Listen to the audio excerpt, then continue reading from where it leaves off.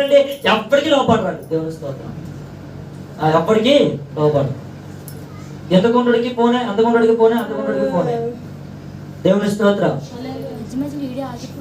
ఎందుకు అవుతుంది? కంటిన్యూ అవుతుందా? అయిపోయిందా? ఎప్పటికీ లోపడ్డు. కారణం ఏం తెలుసా? నీ బిడ్డలైనా నీ కుటుంబాలైనా ఎవరికి లోపడట్లేదంటే చాలా వరకు వారు ధర్మశాస్త్రాన్ని ప్రేమించలేకపోతున్నారు, అనగా వాక్యాన్ని ప్రేమించలేకపోతా ఉన్నారు. హల్లెలూయా. ఈ రోజు పరిశుద్ధాత్మ దేవుడు నీకు తోడుగా ఉన్నాడు, నీకు నీడగా ఉన్నాడు, నువ్వు అనుభవిస్తున్నావు అంటే నీవు ఎక్కువగా ఎవరిని ప్రేమిస్తావు తెలుసా? దేవుని వాక్యాన్ని ప్రేమిస్తావు. హల్లెలూయా, హల్లెలూయా. ఎంతమంది దేవుని వాక్యాన్ని ప్రేమిస్తున్నారండి? రోజుకు ఒక్కసారైనా బైబిల్ చదువుతున్నారా? రోజుకు ఒక్కసారి, రోజుకు ఒక అధ్యాయం చదువుతున్నారా? రోజుకు ఒక 5 వచనాలు చదువుతున్నారా? చదువు రాని విషయం పక్కన పెట్టండి, వాళ్ళు టీవీలో వాక్యాలు వింటారు.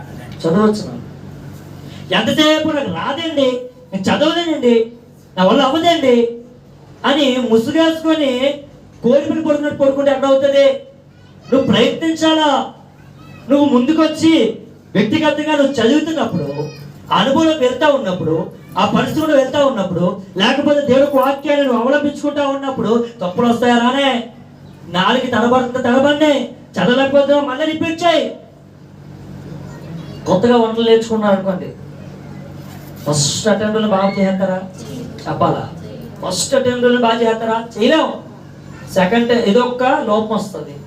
దాన్ని మనం టేస్ట్ చేసి ఇతరులు పెట్టిన తర్వాత వాళ్ళు చెప్తారు ఏం మిస్ అయింది, ఏం బాగుందంటే వాళ్ళు చెప్తారు పలానా ప్రాబ్లం అని. ఇది ఇప్పుడు వల్ల టేస్ట్ మారిపోయింది అంటారు. నెక్స్ట్ టైం అది రిపీట్ చేస్తాం, రెండోసారి బాగా వస్తుందా? చెప్పలేం. అది మనం కన్ఫర్మ్ చెప్పలేం. మూడోసారి దాన్ని ప్రయోగం చేయడం వల్ల